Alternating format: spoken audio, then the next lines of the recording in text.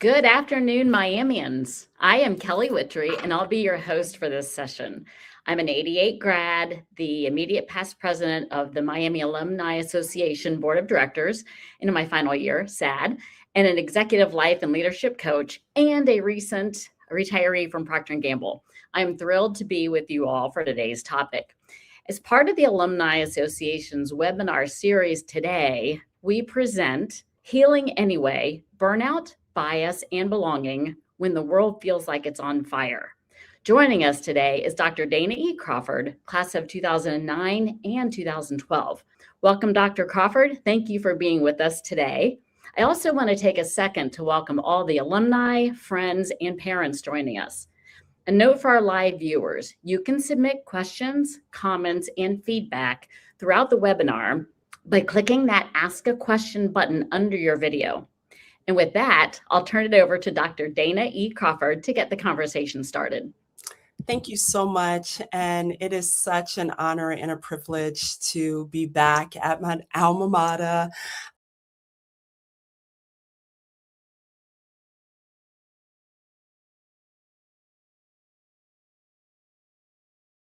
Virtually, I'm seeing you all, so welcome.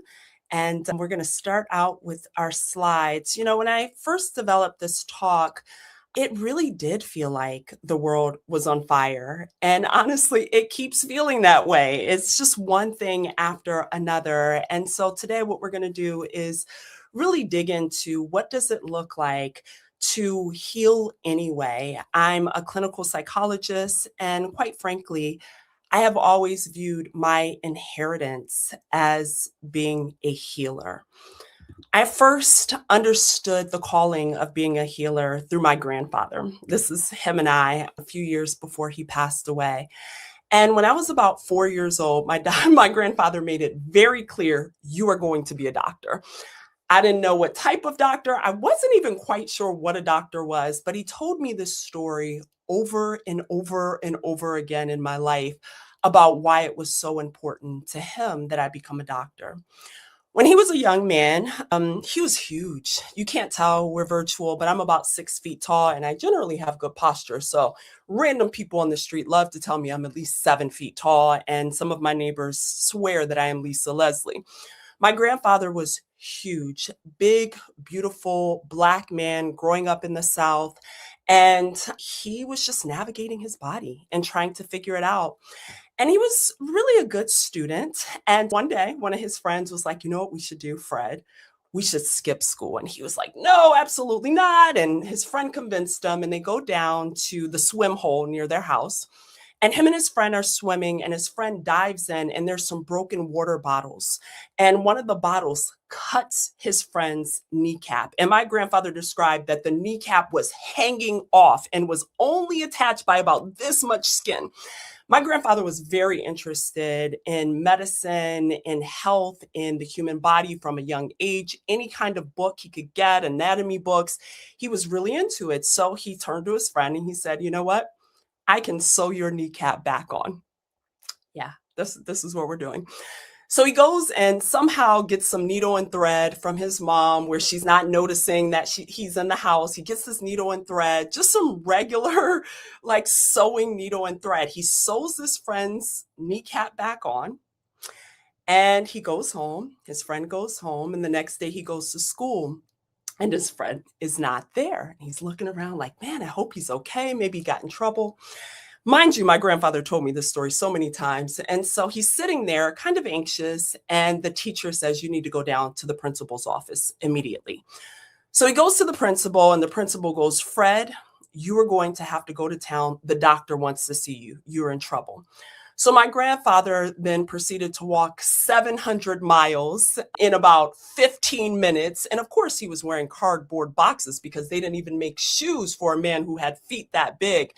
And he arrives to the doctor, and the doctor is there with his friend that was missing at school. And the doctor looks at him and he says, Freddie, did you sew this kneecap on?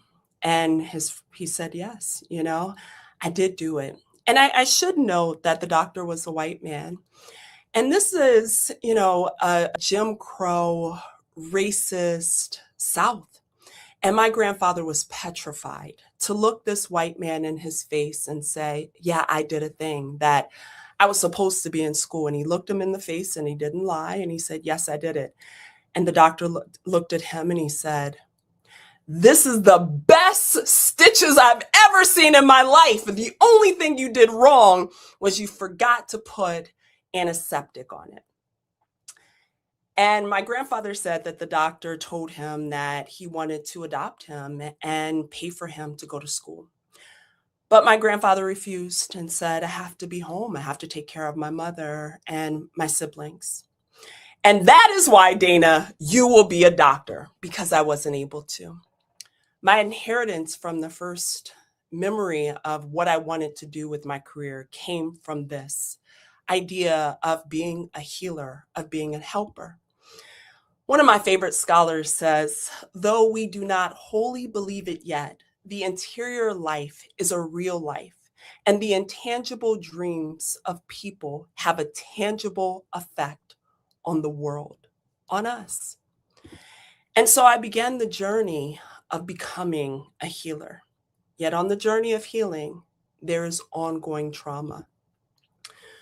When I attended Miami University, I often joke and am a bit embarrassed to admit that I thought Miami University was in Florida and was lucky enough to learn that it was Miami University of Ohio. But I had moved from Philadelphia and I'd been in an urban setting, very diverse, an environment where people came from every part of the world, not just this country. And so moving to the cornfields of Ohio was a bit jarring, not just culturally, but just being in an environment. I remember driving from that Dayton airport and being petrified. And as I continued my training, I started to meet some lovely people who were actually quite racist. I was working at one of the Talawanda schools. I studied school behavioral health in my training as a clinical psychologist. And one of the school members said, Dana, we're really concerned that the kids can't understand you because of your Jamaican accent. And if you've noticed, I do not have a Jamaican accent. I've actually never been to Jamaica, but I assume maybe this hearing misperception was related to me having locks, having what some call dreadlocks. Another supervisor constantly said, you just seem so angry and aggressive. Maybe you could smile more. And constantly getting feedback on my mood, my appearance, at times where I actually felt pretty joyful. I'd met some pretty great people there. My clients would have a reaction to my appearance. I was running a dream group, and some of the students started having all these dreams about conflict diamonds in Africa. And one of my clients, and actually quite often I would get variations of this, oh my gosh, you're so pretty for a Black girl.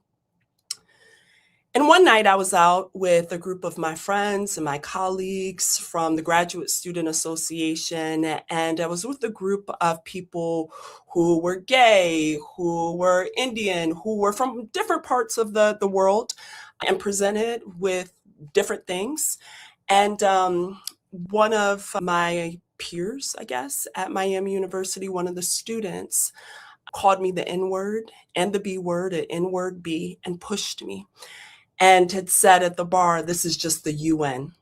And a few days later, I'd seen this student out at a restaurant. And I said, you're the guy who, and he finished my words, I'm the guy who pushed you and called you an N-word B. And so I was really upset, and I went outside, and there was a police officer parked out front, and I told him what happened. And he said, well, what do you want to do? And I said, I want to file a report. So we went back in, I identified the student, he took us to a discrete location, and I attempted to file a report. My friend was there, and I had that support, and I left. And I realized after I had left that I left my phone. And when I came back to get my phone, I heard the police officer say, I'm so sorry you have to deal with those people, to the student. There wasn't ever a report filed. And I think about just the random experiences, like being in the grocery store and someone asking me why the palms of my hands were white and the rest of my hand was so Black. And these experiences really were disorienting because it wasn't the racism that I had seen in the black and white films of a dog attacking a Black person or integrating schools. It was a nice racism. And so there's a part of trauma that's so critical, which is naming. And so I was lucky to find and discover a brilliant advisor who is still a friend, a colleague, and a mentor to this day, Dr. Margaret O'Doherty Wright. And in that journey of exploring my qualifying exams and my dissertation, I came across this concept of the wounded healer, and Dr. Wright's work really zoomed in quite a bit on what does it mean to have a wound, to experience trauma, and still be engaged in healing practices, to not allow the horrible, painful experiences of racism, prejudice, and bias to taint my perspective, not just of Miami University, not just of Ohio and the town, but of the world. What does it mean to still hold healing when the body you live in is being attacked and projected upon? The idea of Carl Rogers' wounded healer is really that the healer's own suffering, if acknowledged and deeply explored, actually becomes a source of wisdom and great empathy. And the strength of understanding your wound allows the wounded healer to have a deeper connection, to have authenticity and compassion. But the risk, if unacknowledged, if we don't examine our hurts, our trauma, our biases, prejudice, and racism, it drives burnout. It causes our boundaries to collapse or actually reenacts the very harm we're aiming to heal. And so one of my favorite sayings is research is me search. So in this journey, what else should I do than dig into a journal article and try and figure out what is this phenomenon that I'm experiencing at this institution, not just from students, not just from clients, also from faculty, from supervisors, people who have also committed their lives to healing. And so my question became, what happens when therapists have racism, prejudice, and bias? And at this point, a lot of the research in the field of psychology had focused a lot of exploration on the cultural experiences of the client, the needs of the client, but did not examine the therapist. And so I discovered this term, and I will say that my work is about 45 hours of content, and I have a 400-page book, but we're going to summarize the concept in about 3 minutes. So the concept that I explored was culture-based countertransference. Culture-based countertransference is a really psychoanalytic, think Freudian term, where it's really about the ways in which the therapist projects their unresolved things, their issues that they're having onto the client. I also became really interested in acceptance and commitment therapy, which really is about not just understanding what's happening in our lives, but also having action. It's a bit of the serenity prayer. And then lastly, what does it mean to explore and examine these phenomena in an interpersonal way? So interpersonal therapy looks at the ways that bias can distort the way that we perceive each other and that relationships heal us. So those are the anchors that I was really digging into, trying to understand this phenomenon that was really nice racism, prejudice, and bias. And so how therapy works. When a person comes into therapy, they bring all of their unresolved intrapsychic wounds, the things that have happened, and they project that onto the therapist. They give that to the therapist. They process that in a safe, supportive environment. And the therapist is supposed to be a blank slate, a tabula rasa. However, if the therapist hasn't examined their unresolved issues, those wounds, per Carl Rogers, then they will project those issues back on to the client. And so as I examined this more, I realized that it's not always a conscious response that leads to bias, prejudice, and racism. And in fact, our body makes decisions before you do. And so when we're looking at this cycle of how bias, prejudice, and racism develops, And what ultimately leads to us burning out and having such a disconnection between our values and our actions in the world, who we say we are, and then how we show up in the world, it really starts from scarcity. The truth is that bias, prejudice, and racism doesn't begin with hate. It actually begins with fear. And that fear that might be related to scarcity, related to our resources, our safety, our sense of belonging, even our status, hence maybe what happened with that student, that fear gets activated and it causes our nervous system to go into a survival mode. And we move from our prefrontal cortex, where we're being focused, to our amygdala, where we are in that fight, flight, flee, and fawn reaction.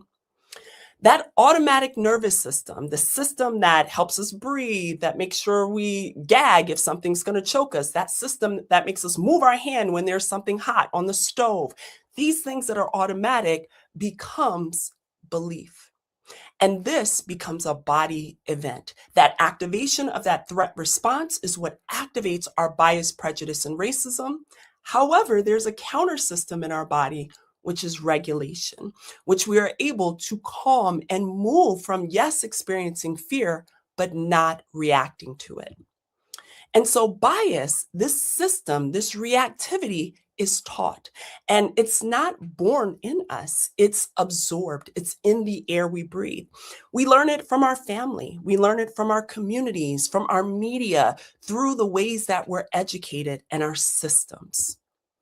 And why this is so important to recognize is that our brains scan every person for the threat.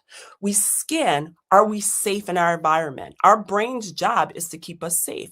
And when we detect other, the question scarcity shows up and we have stress in our bodies. Then behavior follows, behavior that you have trained or a behavior that is automatic. And this isn't really a diagnosis, and it's not meant to make an excuse for racism, prejudice, and bias, but to really understand what is happening in the brain when people are showing up. And we have all seen these horrible social media videos, and maybe even in our own families, heard things that we're like, how can this person who has so much love and kindness say such harmful, disgusting, painful things? You know, your brain can't really tell the difference between a lion and a person when that threat is activated. And so this model, this exploration that started at Miami University, fast forward a few decades later, yeah, like 10, 15, 20 years later, it has moving from a theory to an action. And because so much of bias, prejudice, and racism is a body experience, the goal is to shift what is happening in the body, what is happening in the amygdala, and bring it to our prefrontal cortex. We do that by stopping our reaction. Immediately, I am activated. Don't react. Slow down. Assess what has activated me and what skills might I need, and then recall those skills or learn new skills. All of this comes into this theory that I call the Crawford bias reduction theory and training. And it really has these three core pillars of understanding and having awareness that racism, prejudice, and bias is not a moral failing unless your behaviors make it such, but instead it is a socially transmitted disease. And it is through the awareness of what triggers us and how we cope with those triggers that really determine what we do with ourselves in the world and how much we're in line with our values. The second is about investigating. How does it show up individually inside of us, between us and personally, and around us within our institutions? And how do we reduce that reactivity? How do we regulate ourselves, our relationships, and our systems? We do that by being value driven and not reactive, by being authentic and being willing to be honest with ourselves about our bias, prejudice, and racism. Many of us, if we hear the term, you are racist, you are homophobic, you are queerphobic, you are xenophobic, whatever that phobia or ism is, we immediately go to defend because there's a threat. Our character, defend who we are, defend how we show up in the world. And so it requires an authenticity and an honesty. You cannot have that level of authenticity. You cannot slow down and reconnect with your values if you are not present.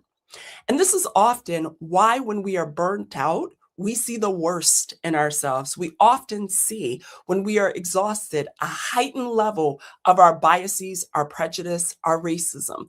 When our resources are threatened, related to our family survival, access to education, who should be in what place versus I should be in that place, that is when we see an increase in our bias, prejudice, and racism. And through this process of awareness, investigation, and reduction, we're able to shift from that reactivity system to being value driven. And as I think through these things and this work, the reality is, as much as I am interested in exploring this from a love angle, the reality is love has never been a popular movement. And we're going to play a video here.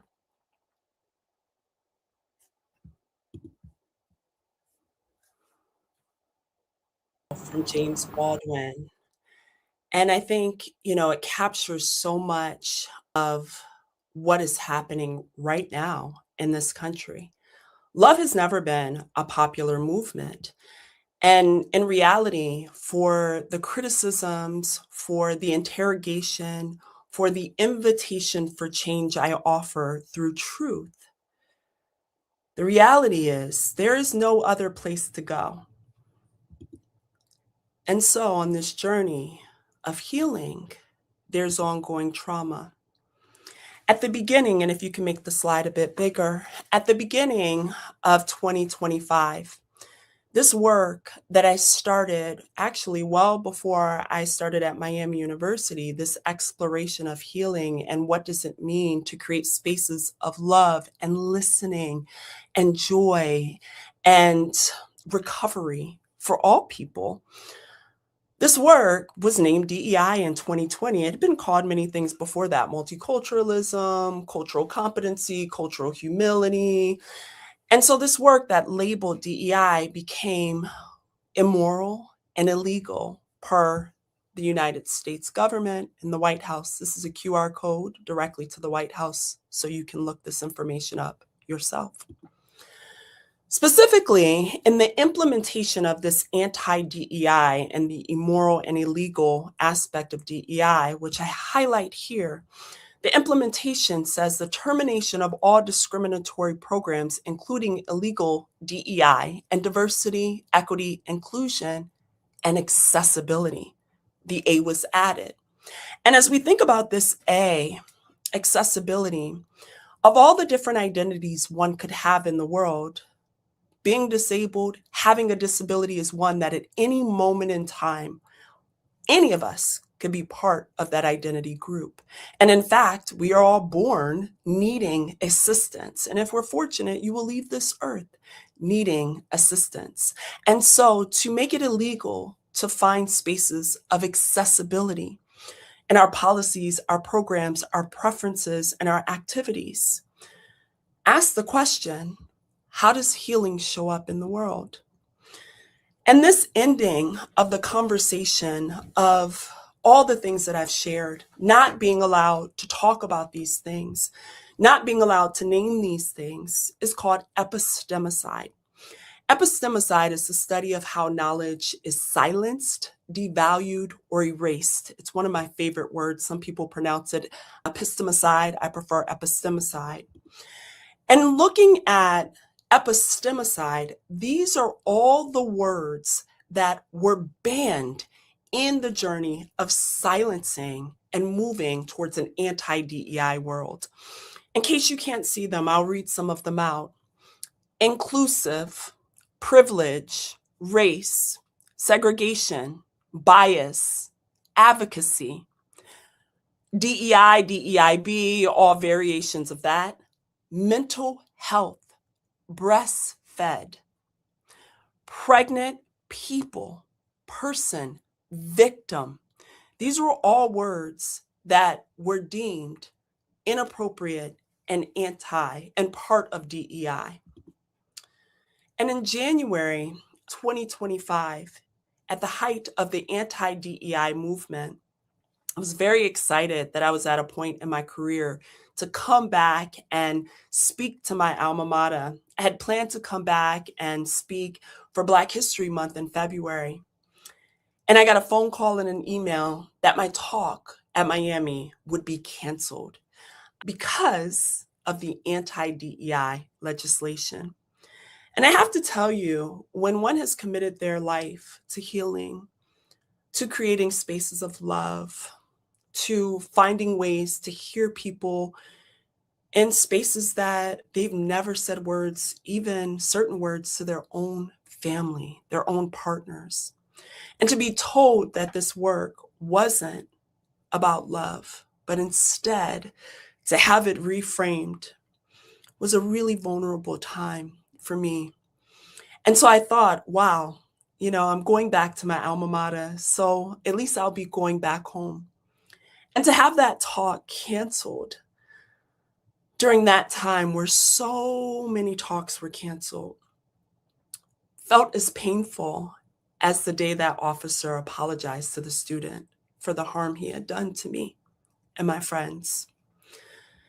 And the ironic part is about 2 weeks ago, the legislation for anti-DEI funding being cut from schools and colleges was actually dropped. This whole thing for a year that was anti-DEI, it's no longer illegal to do DEI.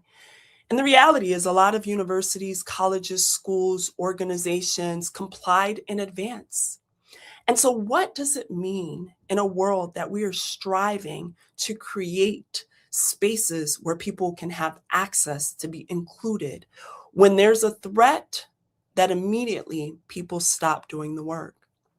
To me, it means we have to heal anyway.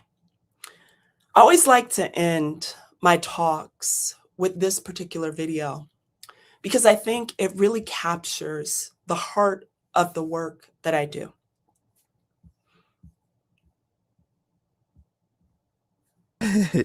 I think I take you for a bunch of reasons. One is that I want you Can to you go back? see what Rewind it. it looks like when people. Ah, there we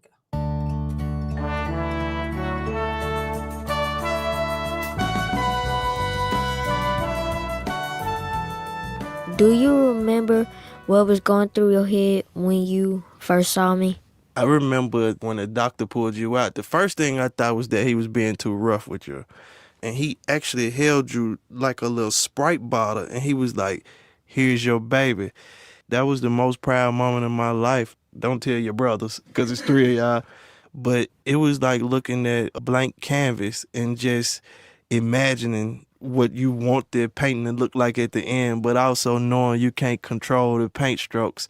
The fear was just, I got to bring up a black boy in Mississippi, which is a tough place to bring up kids, period. But there are statistics that say black boys born after the year 2002 have a 1 in 3 chance of going to prison.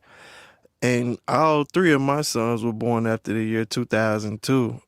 So, Dad, why do you take me to protest so much?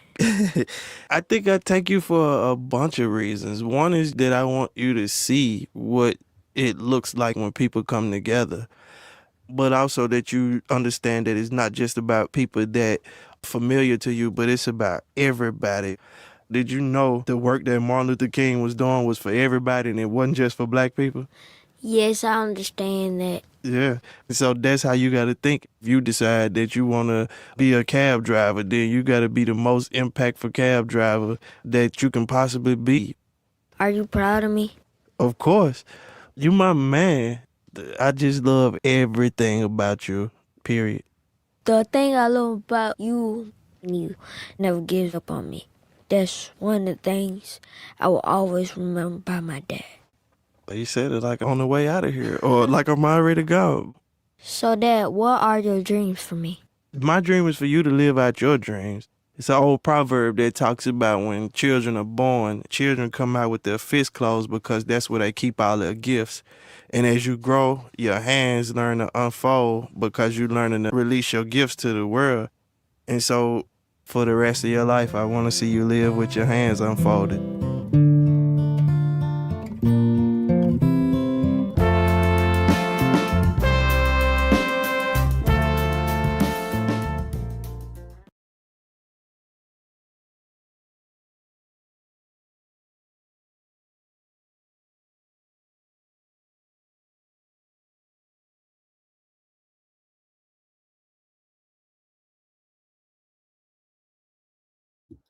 And my hope, and in doing this work, is that I've helped other people live with their hands unfolded.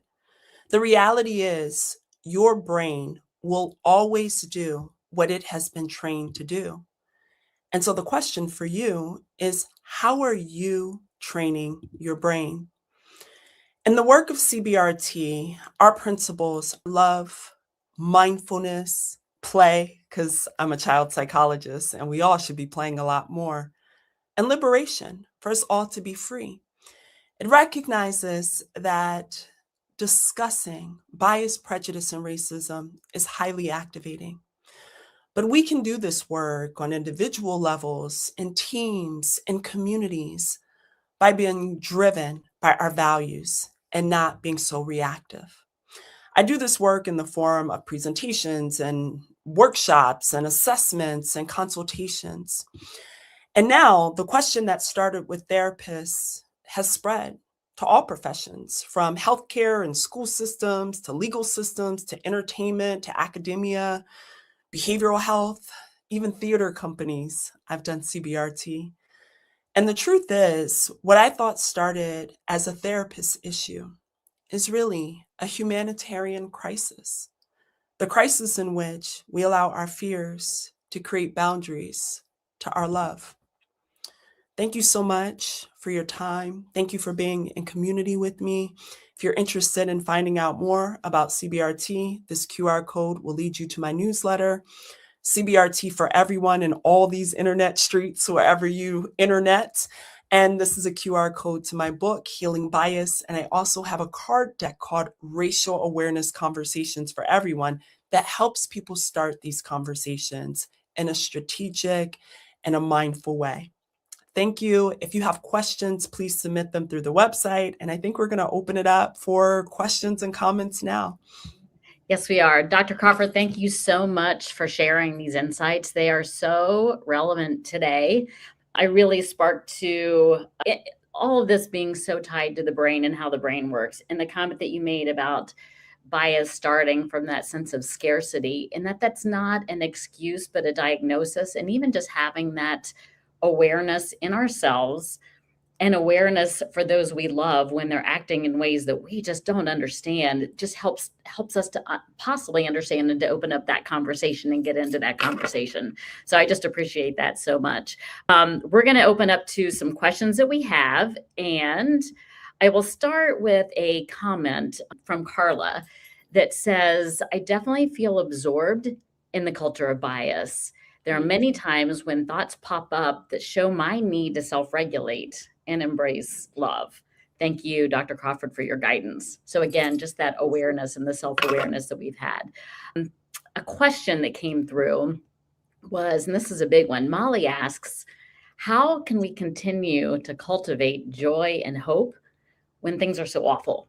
Well, it's very interesting because I have found that a lot of people have a very shallow joy, maybe just happiness, and a very underdeveloped hope. So, many of us actually haven't grown our hope, haven't invested in our hope. We actually are just engaged in a bit of toxic positivity where we're just walking around, I don't really want to hear this negative thing. I'm just trying to stay positive. But in reality, hope is highly invested and grown. It requires you to think back at times when things didn't go the way that you thought and you were worried and they went well.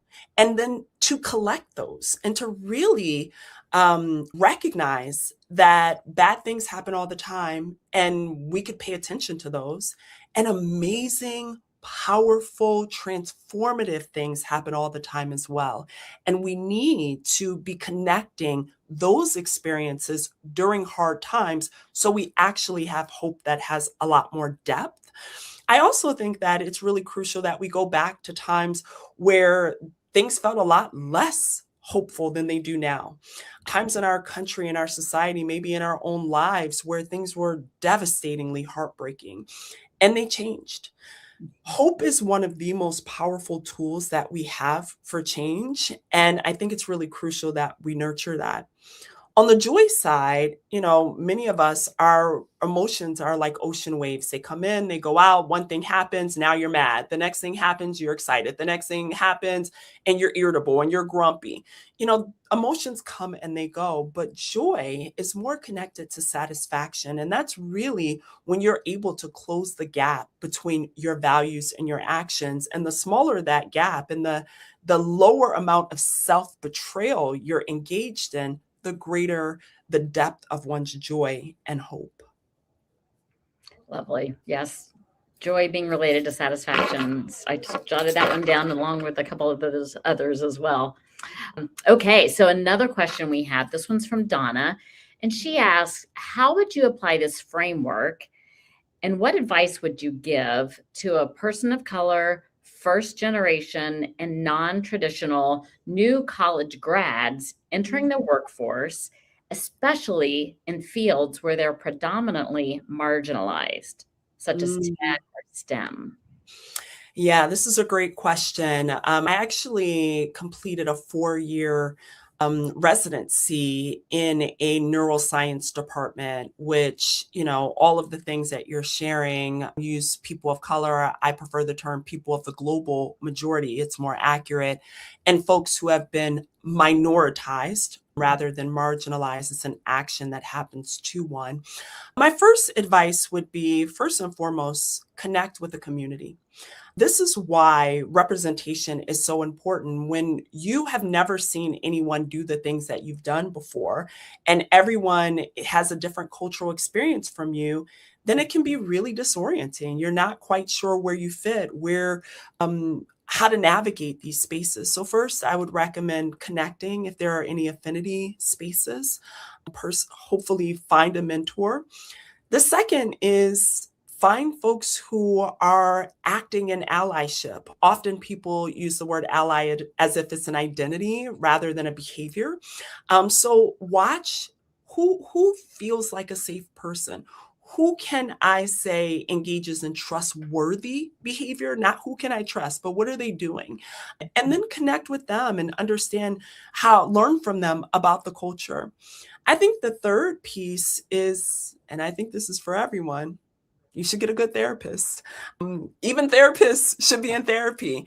And so having somewhere to process this that is safe, that is somewhat objective, someone who is invested in you thriving and isn't being activated by scarcity mindset, I think would be a really crucial tool. How I'd apply this framework, I do workshops all over the world. So CBRT can be as short as 10 minutes at a grand round or a morning huddle for a medical team. And tomorrow I'm doing a 6-hour workshop. So it really varies. The goal is for it not to just be a theory, but a training that has action. Mhm. Yes, love that. And on that note about finding kind of that community, that actually leads into our next question from Rob, who asked, well, it's more of a comment than a question, but for those of us who believe in love, compassion, fairness, and giving, we are living in a trying time. Seeing all of the hate, greed, and exclusionary behavior in the world makes us feel more alone than ever. Any advice on how to find that community that you spoke of? Yeah, so I live in Manhattan, and so it has the potential to be one of the most isolating spaces and also very connecting, right? Like it's both. And I think about a few months ago, I was recording my audiobook and it was a really hard time. I was in a really rough part of the book. And I was just like, just don't be the girl sobbing on the train. Just don't sob on the train. Just get to your stop.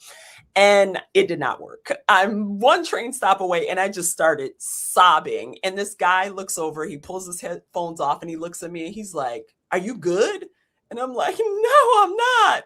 And he goes, "No, you not." And he just puts his headphones back on and keeps it moving. And I love that moment because it just made me cackle because it was such a New York moment. And I felt so alone in that moment, but yet I was able to find laughter. I was able to find some point that anchored me to my joy. So I think, if you're looking for that community, you're going to have to be that thing in the world. so the community can see you. You're going to have to operate in a space of love. You're going to have to speak and nod when people don't even say hello to you and they scrunch up your face.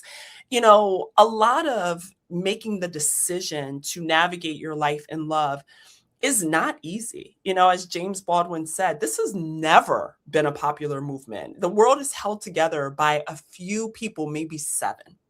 And so it might be hard for you to find the other 6 of us, but we'll find you a lot easier when you are being the light that you know you are in this world. I love that, being the light. I had a coworker once who talked about no speaks, and they were the people that you walk past in the hall who never speak first. I'm like, don't be a no speak, be the one, be that person that you would like to receive as well. I love that. Another question from Serena. What advice do you have for people who are experiencing prejudice? Well, first and foremost, it's critical that you name it. One of the things that can happen with bias, prejudice, and racism, it's very disorienting. It makes you question yourself. Was it me? Was it something I did? No, it was not you. Some people are racist, prejudice, and bias, and they are saturated with hate. And hopefully they can, find spaces of healing, but that doesn't negate the reality that you're experiencing. So first, you're going to name it. The second piece is you're going to really sit down and reflect on what impact that it's having on you. Not focus so much on what they said, but examining what is it about what they said that felt so hurtful. And at first glance, it's going to be like, oh, they said this racist thing. That's the first layer. The deeper layer is, what is it about this racist thing that hurts so deeply? Is it related to things that I've heard my whole life? Is it related to something maybe I secretly have internalized? Maybe I have some internalized bias myself. So you're going to have some empathy for yourself in your own journey. And then you're going to figure out what you may want to do with it. And what you're going to do is going to be based on your priority. You're not going to always speak up and out because maybe you might lose your job. Or maybe you're going to get burnt out and you just don't have it in you. Maybe you do need to speak up, but you're going to set your priority based on your goal, your values, your bandwidth. From there, you're going to move to a space where you're thinking about, what is my plan? So yes, what am I going to do in this situation? But what is my long-term plan? What is my sustainability? What are the things that I need to do that are going to allow me to continue to heal, possibly even thrive in this very toxic environment? And many of us, when we're exploring that, we immediately go to a space of self-care.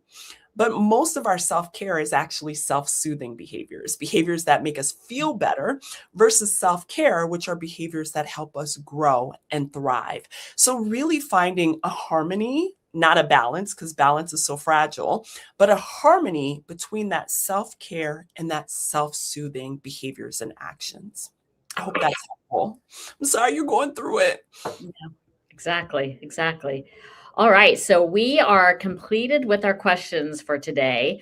As a reminder, a recording of this webinar will be available on the website later today, and that is at www.alumlc.org/MiamiOH.